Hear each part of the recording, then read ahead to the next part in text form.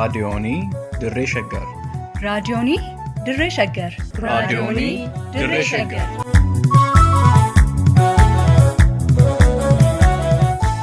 Raadiyoonii Dirree Shaggar. Raadiyooniin Dirree Shaggar torbaan guutuu guyyoodhaan galgalatti sa'aatii tokkorraa eegalee amma sa'aatii tokkoof walakkaatti dambalii gabaabaa meetir baandii 19 kiiloo heerzii 15,415 irratti qophii dabarsuu amma jalqaba. Raadiyoonii Dirree Shaggar.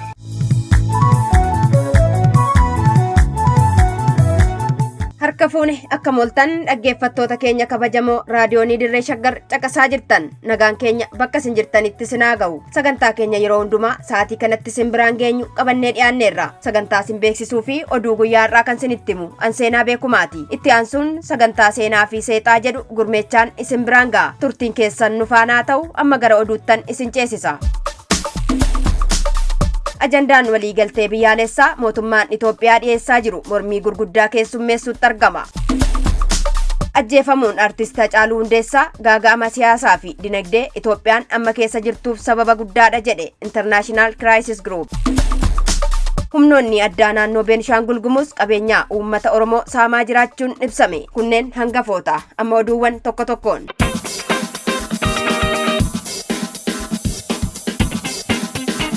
Marii waliigaltee biyyaalessaa jechuun ajandaan mootummaan Itoophiyaa karaa qaamolee aantota isaa as baase paartilee mormittootaa dabalatee qaamolee hawaasa adda addaatiin mormiin mudachaa akka jiru beekame. Marii kanaan wal qabatee dhaamsawwan miidiyaalee hawaasaa irratti tamsa'aa jiran akka ibsanitti dhaabbata Zemaayind Itoophiyaa maricha hoogganuuf itti gaafatamummaan kennameef dabalatee qaamoleen dhimmicha keessaa qooda fudhataa jiran harka mirgaa mootummaa ta'uu isaaniirraa kan ka'e marichi ganamumaan rakkoo loogii qabaachuu akka malu tilmaamameera. Qaamolee qabsoo hidhannoo geggeessaa jiran maricha irratti akka hin hirmaanneef danqaaleen karaa mootummaa bilxiginnaa eeramuu isaatiinis rakkoolee biyyattii keessatti mul'achaa turanii fi jiran irratti hunda galeessaan mari'achuuf akka hin danda'amne ibsame. Kunis fuulduratti lammiilee biyyattii quunnamuuf akka balaa hammaataatti raagameera.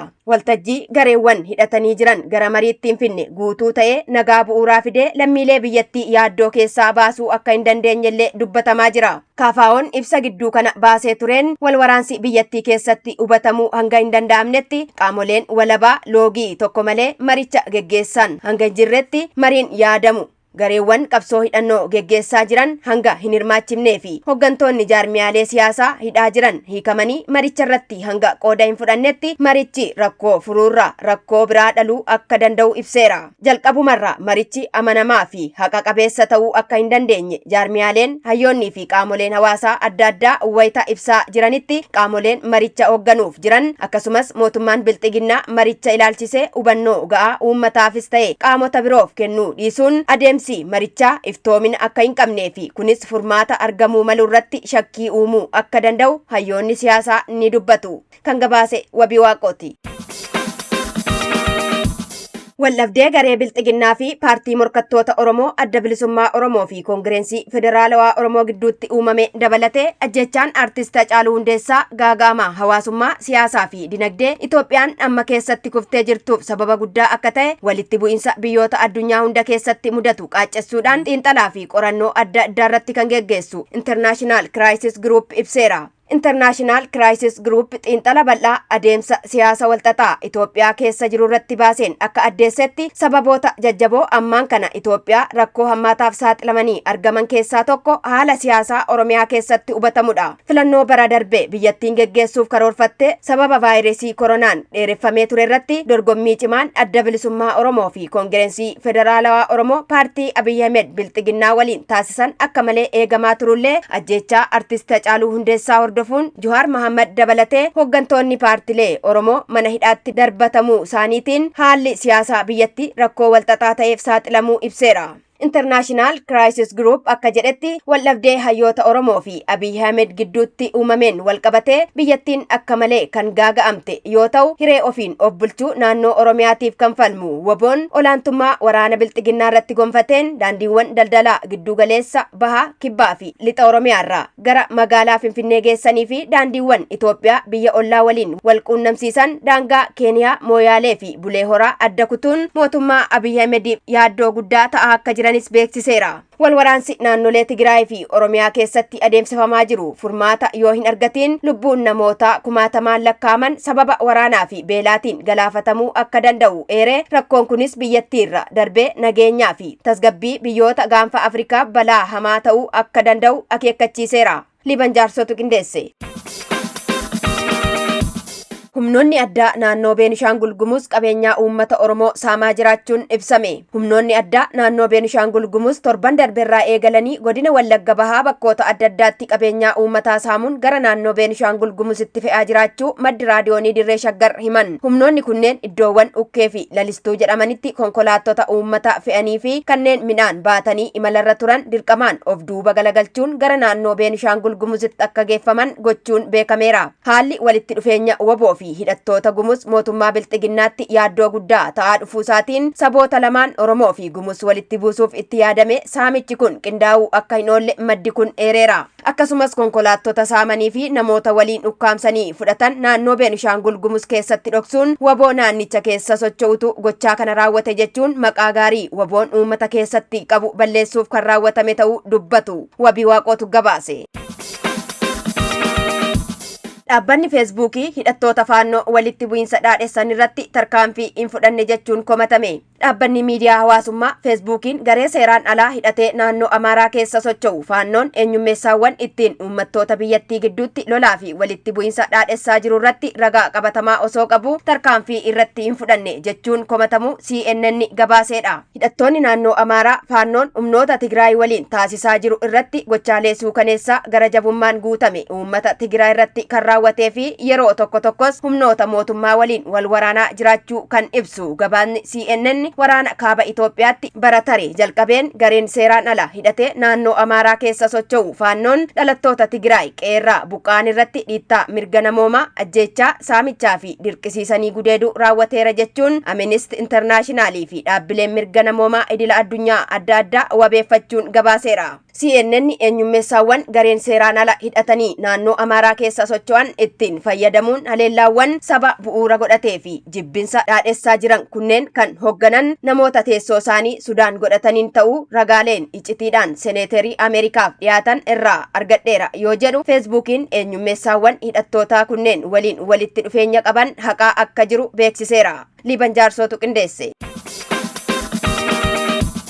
Waraanni kaaba Itoophiyaa yoom akka xumuramu ilaalchisee Abiy Ahmed ibsa akka kennuuf paartiin Izeemaa gaafate. Waraanni kaaba biyyattiitti waggaa tokkoof geggeeffamaa jiru yoom akka xumuramu ilaalchisee ministeerri muummee Itoophiyaa Abiy Ahmed mana maree bakka bu'oota uummataatti dhiyaachuun ibsa akka kennu miseensonni paartii Izeemaa gaafachuun dhaga'ame. Waraanichi turtii hangamii keessatti goolabame lammiileen waraana kanaan miidhaman yoom gara jiruu idilee isaaniitti akka deebi'an irratti Abiy Ahmed karoora qabu akka ibsu miseensonni paartii Izeemaa afur gaafachuun beekameera. Namoota arfan xalayaa barreessuun mana maree bakka bu'oota uummataa gaafatan keessa Dr. Abrahaam Dastaa dhimmichi ariifachiisaa ta'uurraan kan ka'e miseensota mana marii paartichaa biroo akka hin hirmaachifne himanii waraanichi biyyattii balaaf akka saaxile ibsuun waraana kana dhaabuu fi namoota waraana kanaan miidhaman deebisanii akka bayyanatan gochuuf mootummaan maal hojjechaa akka jiru ministeerri muummee biyyattii ibsa akka kennu xalayaa jimaata darbe barreessaniin gaafachuu BBC'n gabaaseera. Mootummaan loltoota isaa naannoo Tigraay keessaa erga baasee as lolli naannolee ollaatti babal'ateera kan jedhu garichi naannoo Amaaraa fi Affaaritti lammiileen akka du'aniif buqqaanii fi bu'uuraaleen misoomaa akka manca'aniif sababa ta'eera jedha.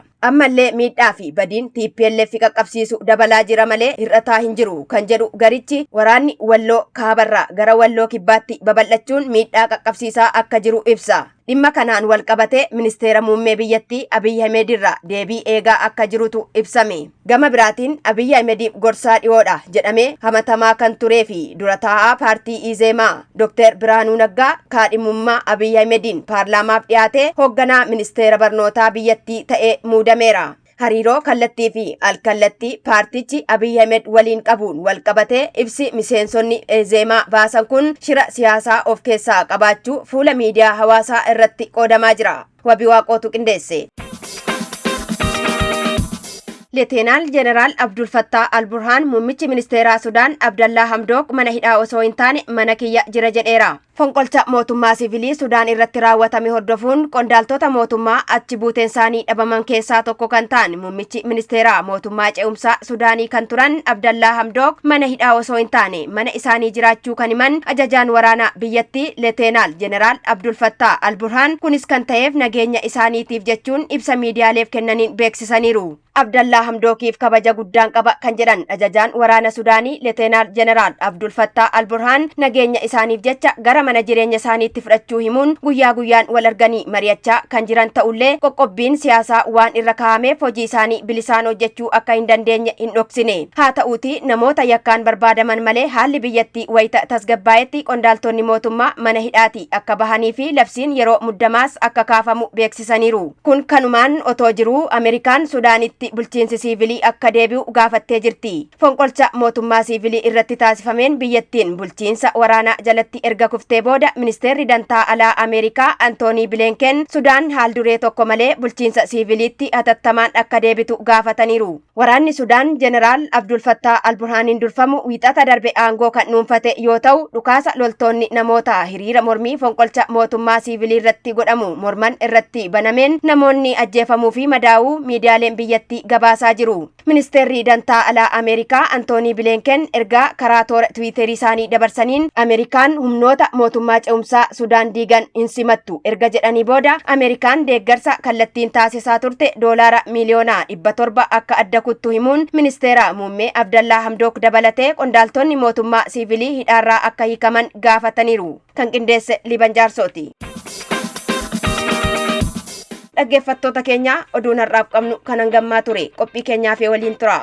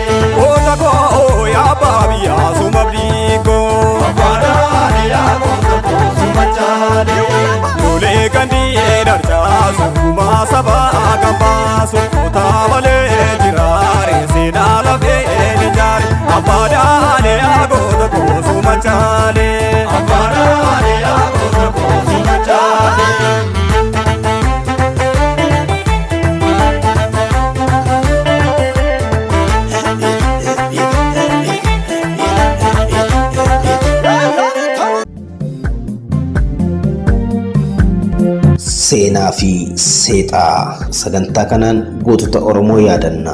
Oromoo fi Oromiyaa wal barsiifna. Akkasumas saboota impaayera Itoophiyaa keessa jiran ilaalchisee buleeyyii fi hayyoota irraa kan odeeffanne, kitaabota seenaa irraa kan dubbisne, akkasumas ragaa burqaalee qorannoo irraa arganne qindeessinee waltajjii irratti isiniif dhiyeessina. Seenaa fi seexaa.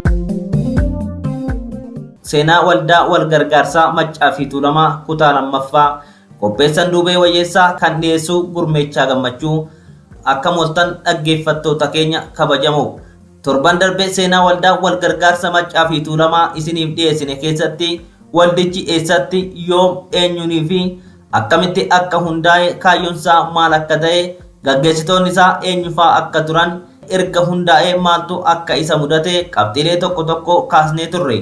Har'as itti fufinsuma seenaa sanaa kanaa keessatti gumaacha gameeyyiin bara sana waldicha guddisuuf godhan walgayiiwwan waldichi ummata waliin godhatee fi aarsaa kan falamee fi kan kana fakkaatu isiniif dhiyeessinaa nu waliin tura.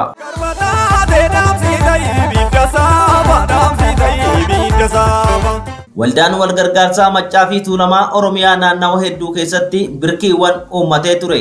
Birkiiwwan kanneenis gaggeessitoonni hoogganan namoota bebbeekamoo uummata biratti dhageettii fi kabaja guddaa qaban turan.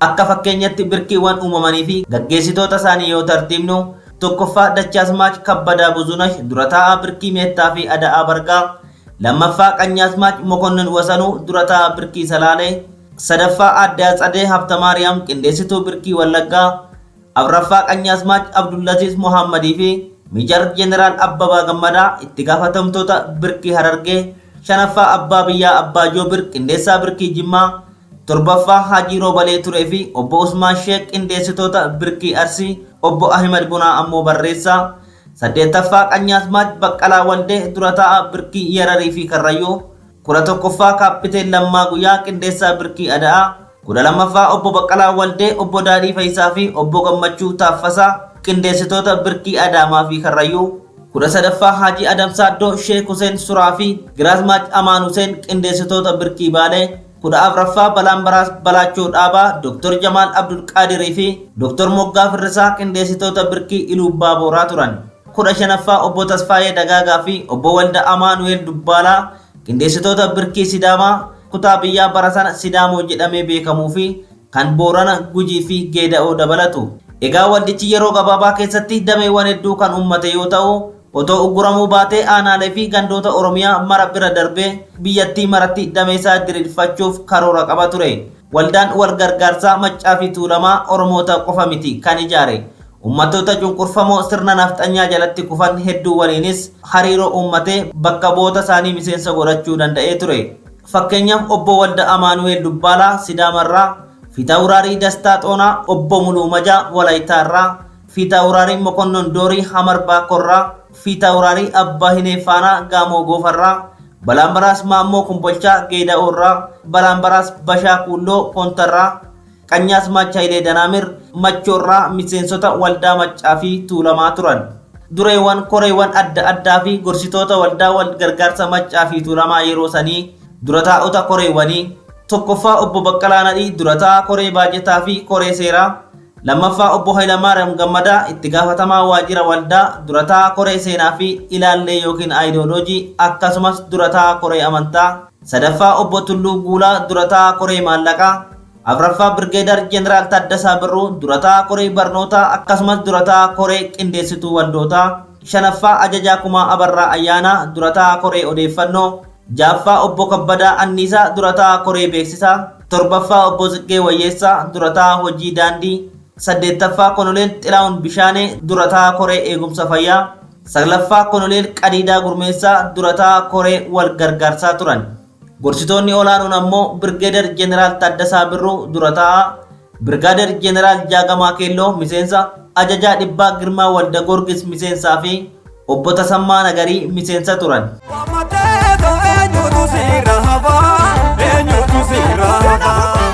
Waldaan wal gargaarsaa Maccaa fi Tuulamaa wayita sochiirra ture sanatti kan Finfinnee otoo hin dabalatin walgayiiwwan gurguddaa uummata waliin adeemsiseera. Isaan keessaa kanneen armaan gadii adda durummaan eeramu. Tokkoffaa bara 1956 aanaa dandii magaalaa Ginciitti, lammaffaa bara 1957 Salaaletti, sadaffaa amajjii 21 bara 1958tti Adaa Bargaatti, afraffaa bitootessa bara 1958 Meettaa Roobitti, shanaffaa eebla 18 bara 1958 Arsii Itaayyaatti kora seena qabeessa torban darbe irratti haasofne, jaaffaa eebla 19 bara 1958 Gindabaratitti, torbaffaa waxabajjii bara 1958 Adaa Indoonetti, saddeettaffaa dhuma bara 1958 Wallagga Naqamteetti, saglaffaa hagayya 17 bara 1958 Dandii Abeebee Qeerransaatti, kurnaffaa onkoloolessa bara 1958 Baddalleetti ture. Karoora waldichi manneen barnootaa ijaaruuf qabu cinaa hiriiruun bakka itti manneen barnootaa ijaaraman tolaan lafa kan arjooman keessaa ammoo namoota muraasa maqaa dhoofna. Kan jalqabaa Konoleel Alamuu Qixxeessaa Jalduutti lafa kaaree meetira 10,000, lammaffaa Qanyaasmaach Mokonnin Wasanuu Salaalee Waajituutti lafa kaaree meetira 10,000, sadaffaan Birgaadeer Jeneraal Taaddasaa Birruu Salaaletti lafa kaaree meetira 10,000, afraffaan Dachaasmaach Kabbadaa Buzunash Adaa Bargaatti lafa kaaree meetira 20,000, Gooroo Makkootti lafa kaaree meetira 20,000, Gabaa Incinniitti lafa kaaree meetira 5,000, shanaffaa Obbo Zoogaa Booji'aa Finfinneetti lafa kaaree meetira 2,000 ijaarsa waajjira muummeetiif, Abeebee Gaattirootti lafa kaaree meetira 5,000, jaaffaa Obbo Manzaa Warjii Arsii Amiinyaatti kaaree meetira 5,000, torbaffaa Obbo Tasaa Qaacilee Arsiitti ijaarsa waajjiraatiif lafa kaaree meetira 5,000 kennanii turan.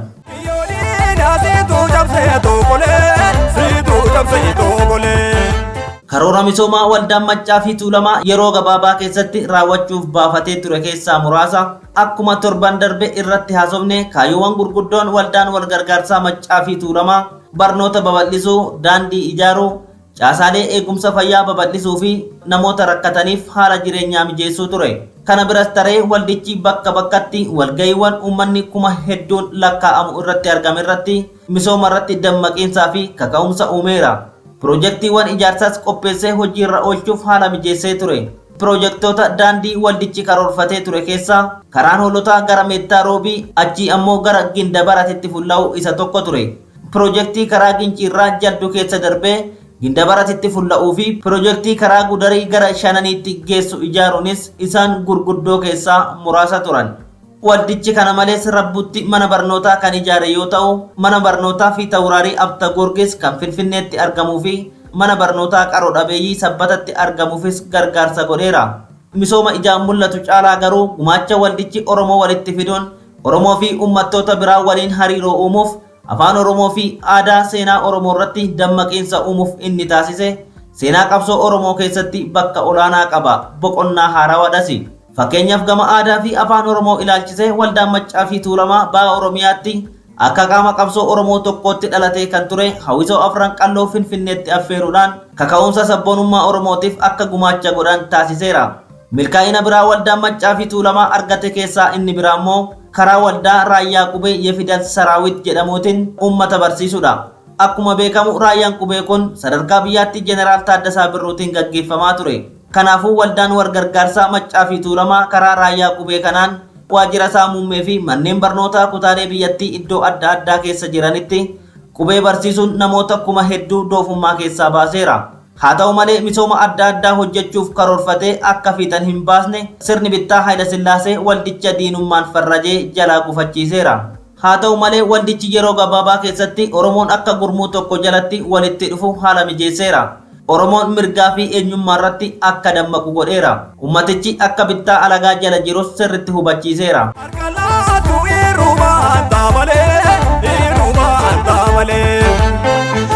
Uggura waldicha irratti raawwate yoo ilaalle immoo sochii waldaa Maccaa fi Tuulamaa kan sodaate mootummaan gabroonfataa Hayila Sillaasee waldichi akka hin sochoone bara 1959tti dhoorke.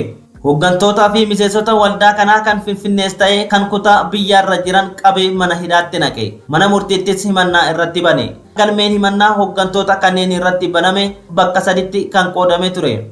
Gareen tokkoffaan Jeneraal Taaddasaa Birruu, Ajajaa Dhibbaa Maammoo Mazammir, Obbo Seefuu Tasammaa, Obbo Daadhii Fayyisaa, Obbo Lammeessaa Boruu, Mokonnin Wasanuu, Obbo Hayilamaariyaam Gammadaa, Konoleel Alamuu Qixxeessaa, Birgaadeer Jeneraal Daawit Abdiifaa kan irratti himatamani. Garee lammaffaan namoota garee tokkoffaa keessatti himataman irratti ragaa sobaa akka ba'an mootummaan yaalee garuu isaan kana fudhachuu waan didaniif warreen mootummaan himata irratti bane turan. Garee kana keessa kan jiran Obbo Taaffasaa Gammachuu, Obbo Tasfaayee Dagaagaa, Obbo Baqqalaa Mokonnon, Loltuu Hayilamaariyaam Dimaanaa fi Obbo Fiixumaa Hikaafaa turan. Garee sadaffaan jalqaba mana murtii Baaleetiin himatamanii boodarra garuu gara mana hidhaa Finfinneetti warreen dabarfamanidha. Isaanis Fiixaawuraarii Ahimad Imaam, Haji Adam Saaddoo, Giraazmaach Umar Huseen, Qanyaasmaach Abubakir Dargaa, Obbo Aliyyi Ahimad, Obbo Qaasim Huseenii fi Obbo Hasan Jimaafaadha. Manni murtii mootummaa fiiwudaalaa ilaalcha diinummaatiin Jeneraal Taaddasaa Birruu fi Ajajaa Dhibbaa Maammoo Mazammir irratti adabbii du'aa yoo murteessu Konoleel Alamuu Qixxeessaa, Obbo Baqqalaa Mokonnon, Obbo Seefuu Tasammaa fi Obbo Daadhii Fayyisaa irratti hidhaa cimaa waggaa 10 murteesse. Qanyaasmaach Mokonnin Wasanuu irratti hidhaa waggaa 7, Obbo Lammeessaa Boruu irratti hidhaa cimaa waggaa 5, Jeneraal Daawit Abdii irratti hidhaa cimaa waggaa 3 murteesse. Kana malees qabeenyi hidhamtoota kan Finfinnee fi kutaa biyyaa jiru hundi akka mootummaan dhaalamu murteesse. Obbo Hayilamaariyaam Gammadaa reebichaa fi dararaa isaan irra ga'eerraan kan ka'e mana murtii dhufuu kan hin dandeenye ta'anilleen sireedhaan baatamanii akka dhufan ajajni kenname. Kana dhaga'uun hiriyaa fi firri mootichaa Raas Immiruun waan gaddeef Hayila Sillaaseetti dubbate. Sana booda Obbo Hayilamaariyaam gara mana yaalaa akka deeman eeyyamamuufilleen du'arraa hafuu hin dandeenye. Kanaan kan ka'e Obbo Hayilamaariyaam mana yaalaa galanii otoo torban hin guunne du'aan waxabajjii 24 bara 1962tti lubbuun isaanii dabarte. Kanneen murtiin du'aa irratti darbe lamaan keessaa Jeneraal Taaddasaa Birruutiif murtichi gara hidhaa umurii guututti yoo jijjiiramu Ajajaa Dhibbaa Maammoo Mazammir fannisanii ajjeesan. Koloneel Alamuu Qixxeessaa Gondor geessanii yoo hidhan obbo Seefuu Tasammaa ammoo Gaamoo Gofaa Saawulaatti hidhanii achitti summii laatanii fi ajjeesan. Erga waldichi akka hin sochoone dhorkamee booda miseensonni muraasni gara Somaaliyaa deemuun mootummaa fiiwudaalaa kuffisuuf of ijaaruu jalqaban. Kaan ammoo kan akka Ejjetaa Fayisaa gara Suudaanitti deemuun baqatanii damee waldichaa achitti banan. Miseensonni waldichaa kan Finfinneetti hafanis sochii lafa jalaa jalqaban koree aadaa fi garee waliin to'annaa adda addaa hundeessan. Gareewwan kunniinis barruuwwan ummata dadammaqsan afaan Oromoo, afaan Amaaraa fi afaan Ingiliziitiin qopheessanii raabsuu jalqaban. Barruuleen The Oromo's Voice Against Tyranny fi kana beektaa jedhaman kanneen lafa jalaan raabsaman keessaa isaan muraasa turan. Barruuwwan kunniin hacuuccaa Oromoorra ga'u maxxansiisuun ummata dadammaqsaa turan. Sochii lafa jalaa kana namoota qindeessan keessaa obbolaayan lamaan waa'ee Oromootiif wareegaman Luba Guddinaa Tumsaa fi obbo Baaroo Tumsaa adda durummaan eeramu. Jarreen barruulee qopheessan sochii lafa jalaa kana qindeessuu qofa otoo hin taane hundeeffama adda bilisummaa Oromoo keessatti illee shoora guddaa qabu. Erga hooggantoonni waldichaa hidhamanii haga gaafa seeraan akka hin sochoone dhorkamuutti namoonni ramadamanii akka waldichi itti fufu yaaliin godhamee ture. Haala kanaan obbo Baqqalaa Nadhii pirezidaantii yeroo, Koloneel Saayiluu Birrii itti aanaa pirezidaantii yeroo, obbo Gabrasillaasee Waldayaa barreessaa yeroo ta'anii yoo ramadamanilleen waldichi ifaan hojiisaa itti fufuu hin dandeenye.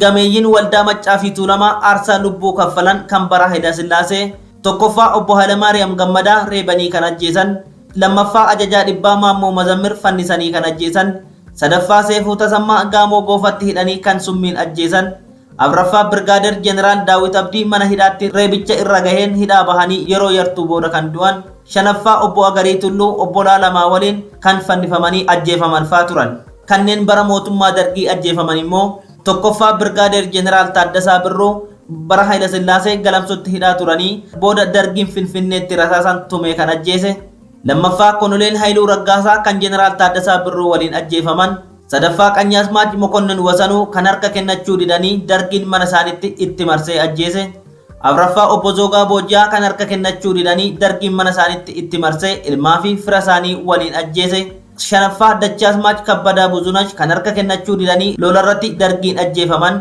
jaaffaa Haajii Adamsaaddoo miidhaa mana hidhaa keessatti irra ga'een kan du'an, torbaffaa obbo Tagluu Tasammaa, saddeettaffaa obbo Hojjetaa Fayisaa Suudanii deebi'anii Dargiin waggaa 10 hidhee miidhaa mana hidhaatti irra gaheen dararamanii kan du'an, saglaffaa Qees Guddinaa Tubsaa kan Dargiin ajjeese, kurnaffaa Shaambal Qana'aa Gammadaa faadha.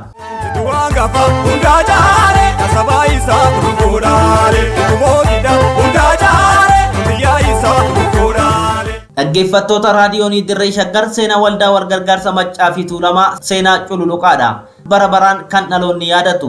Isaan aarsaa kaffalanilleen bu'uurri abbootiin keenya bilisummaa uummata isaaniitiif ka'an kan hin duune kan bara baraan jiraatu. Duuti isaan du'an du'a gootati. Waa'ee waldaa Maccaa fi Tuulamaa kan isiniif dhiyeessine garuu galaana guddaa keessaa xiqqoo fal'aana fuuneti malee marasaa miti. Egaa damma otoo mi'aawu hidhanii kaa'u jedhama mitiiree asumatti seenaa kana haa goolabnugaa. Torban qophii biraatiin walitti deebinaa horaa bulaa.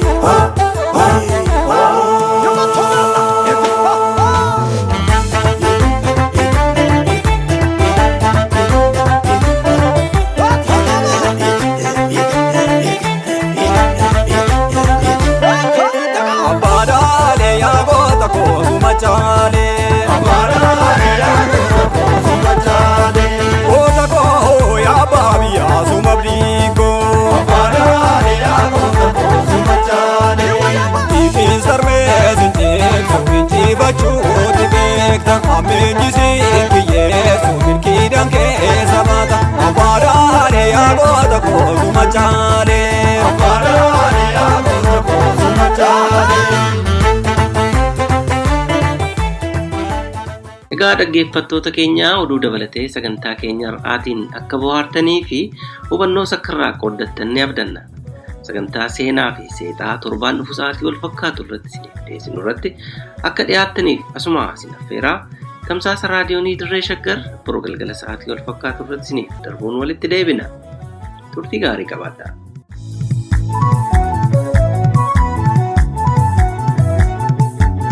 raadiyoonii Dirree Shaggar. raadiyoonii Dirree Shaggar. raadiyoonii Dirree Shaggar.